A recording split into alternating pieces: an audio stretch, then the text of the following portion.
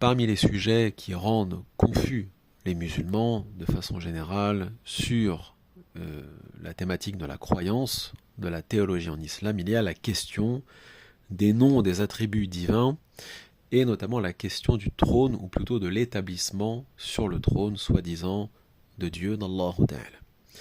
Donc en fait, pour bien qu'on se comprenne, la quasi-totalité des ulama de l'islam, des savants musulmans, sont soit encore à l'heure actuelle ce qu'on appelle asharites ou maturidites ou atharites. Donc qu'est-ce que ça veut dire? Les asha'ira sont, comme les maturidiya, des écoles théologiques en quelque sorte qui s'inscrivent dans ce qu'on appelle la famille des Ahlus Sunnah wal Jama'a, c'est-à-dire des sunnites.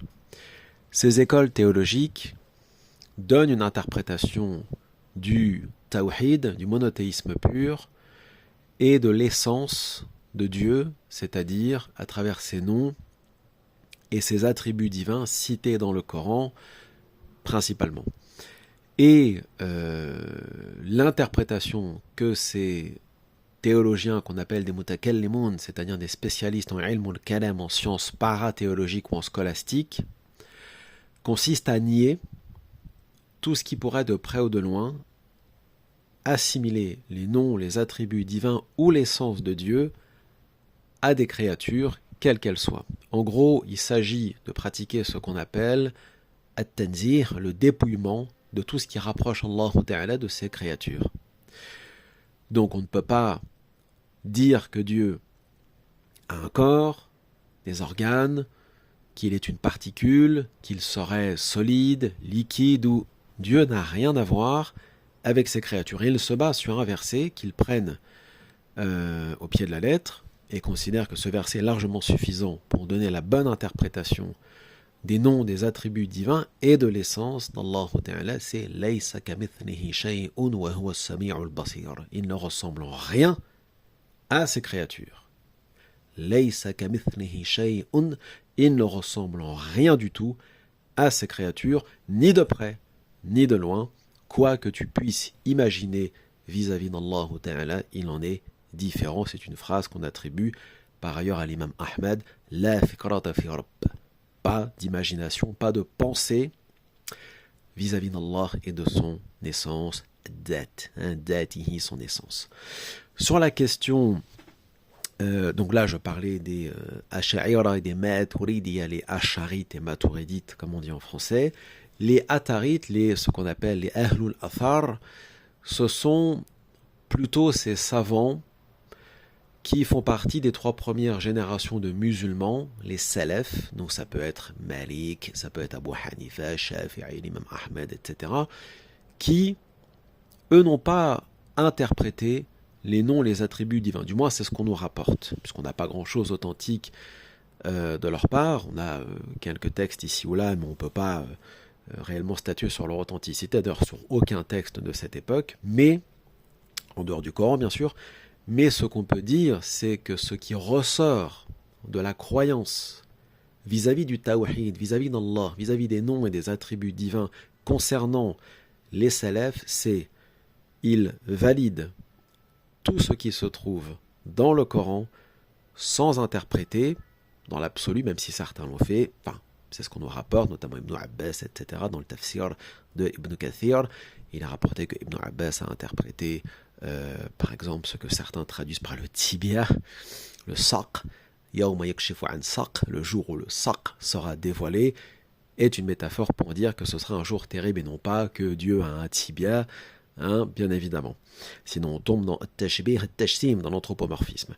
Donc dans l'absolu, ils n'ont pas interprété, donc ils valident l'intégralité de ce qui se trouve dans le Coran et dans les hadiths, pour ceux qui les prennent, comme étant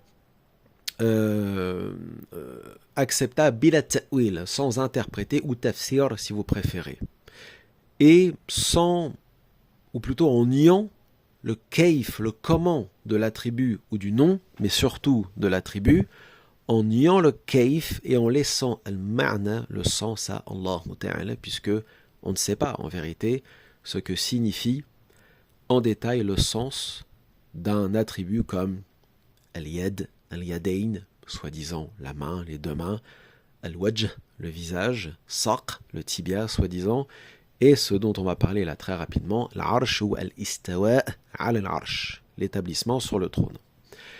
Il laisse le sens à Allah. Que signifient ces mots, ces attributs? On ne sait pas. Allahu a'lam.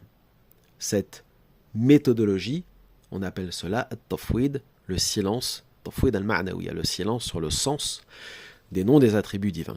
Quant au kayf, ghayru ma'qul, il est inconcevable. On n'attribue pas le comment au créateur des créatures, sinon cela le ferait ressembler aux créatures, et ceci est inconcevable. Et la plupart des ulama, sunnites ou mu'tazilites ou peu importe, considéraient et ont toujours considéré et considèrent encore aujourd'hui que cela est du kufr, de la mécréance. Donc, on n'interprète pas, ou comme les Asharites et Maturidites l'ont fait, ils interprètent pour essayer de donner un sens qui sied à la grandeur d'Allah Ta'ala. Donc ils vont pratiquer par exemple at-ta'wil sur, par exemple, ce que certains voient comme le rire, ad-dark d'Allah Ta'ala, en disant c'est sa miséricorde. Bon, moi je ne suis pas d'accord avec cette méthode, parce que les savants, les mutakallimun qui ont travaillé sur ce sujet ont beaucoup divergé sur comment interpréter al-yad, saq, wajh.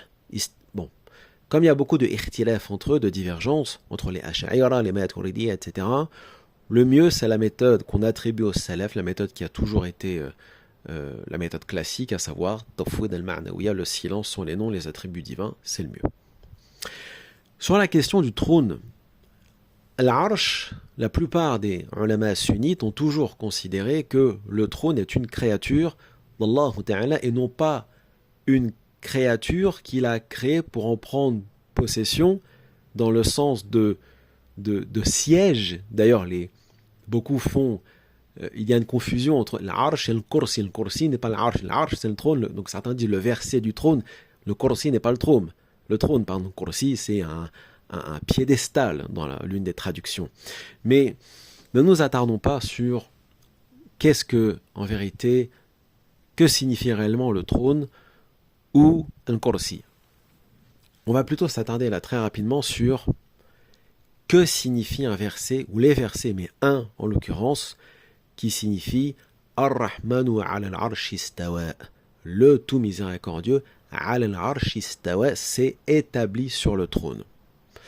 Si on prend l'avis majoritaire qui a toujours existé, que ce soit chez les salafs ou chez les khalaf, c'est-à-dire les générations de savants qui sont venus après les salafs, donc les ulama, qui soient malikites, shafi'ites, peu importe, qu'ils soient asharites ou maturidites ou pas, et qui considèrent la même chose que les salafs, à savoir soit on reste dans le silence, soit on interprète, mais on interprète d'une interprétation qui ne nous fasse pas tomber dans l'anthropomorphisme ou l'assimilationnisme qui consiste à assimiler Dieu à ses créatures, à donner un attribut de créature au créateur.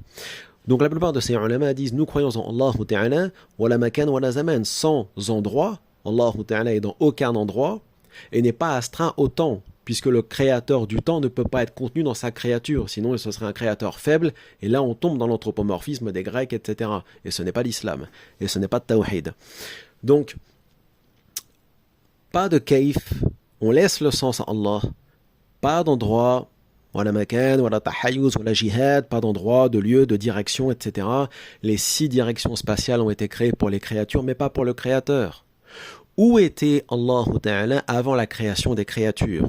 Chose que les wahhabites ne peuvent pas répondre, puisqu'ils sont piégés à chaque fois sur le sujet comme sur d'autres. Mais juste une citation qui pourrait intéresser certains, il en existe des centaines, celle-ci nous vient de l'imam al-Baqillani rahimahullah, qui avait dit sur cette question du trône, notamment, nous ne disons pas, wala naqul an al-arsh, nous ne disons pas que le trône est un lieu, disons, qararun wala makan, ce n'est pas un lieu d'établissement ou un endroit pour Allah Ta'ala. Voilà, je m'arrêterai là, mais on fera une vidéo plus détaillée.